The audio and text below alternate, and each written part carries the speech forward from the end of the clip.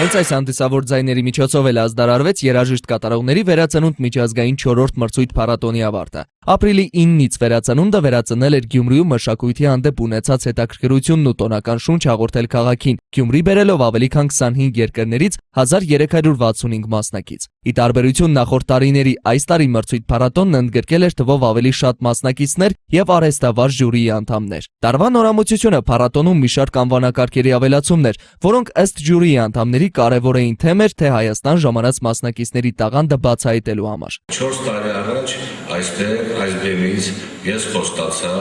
որ տարեստարի պիտի բարձրանա մեր փառատոնի մակարդակը։ Տարեստարի բարձրանալու է եւ մասնակիցների թիվն է ավելանալու, որտեղ Գյումրին այն քաղաքն է, որտեղ որ պիտի լինի, որտեղ գյումրեցիները Հայաստանը արժանի են այսպիսի փառատոնի։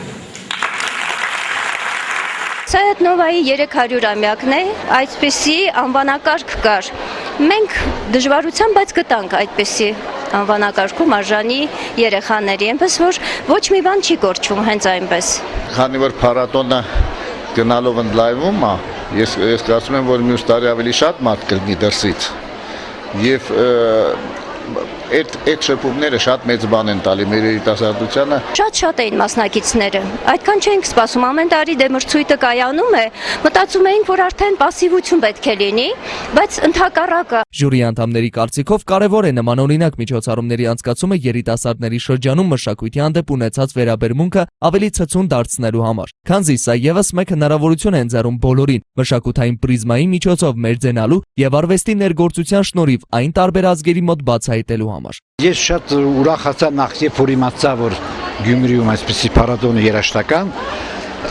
Գյումրիի հետ շատ կապված է, շատ ուրախացա։ Ամեն մի տուն ընտանիք ուներ դաշնամուր առաջ, բայց այս վերջին տարիները կարծես թե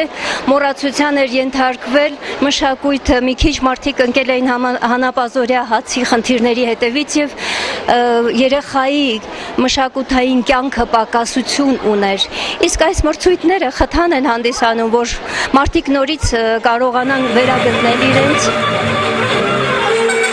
Փակման հանդիսավոր արարողության ժամանակ բեմում իրենց մրցանակները ստացան փառատոնի մրցութային փուլերը հաղթահարած եւ Գրանպրի մրցանակների արժանացած մասնակիցները։ Ժյուրիի անդամները մեծ ուրախությամբ էին մրցանակները շնորհում մրցանակակիրներին, որոնց թվում կային եւ հայեր եւ այլ երկրների ներկայացուցիչներ։ Մասնակցել եմ կամերային անսամբլ անվանակարգում, այնպես ստացվեց, մրցանակը ստացանք, որովհետեւ բավական հաջող ելույթ ունեցանք եւ կարծում եմ բավական լավ ձեռքբերում էր։ Այսպիսի նոր փառատոնի համար շատ բարձր որակ էր ներկայացվում։ Փառատոնն իր դրական կողմերի հետ մեկտեղ նաև ուներ որոշակի բացթողումներ, սակայն ըստ ժյուրիի անդամների սրանք աննշան են եւ շտկելի։ Տարիքային առումով ավելի փոքրերը մեծերի հետ շատ չմրցեին, ասենք 8-ից 14 տարեկանն է առաջին խումբը։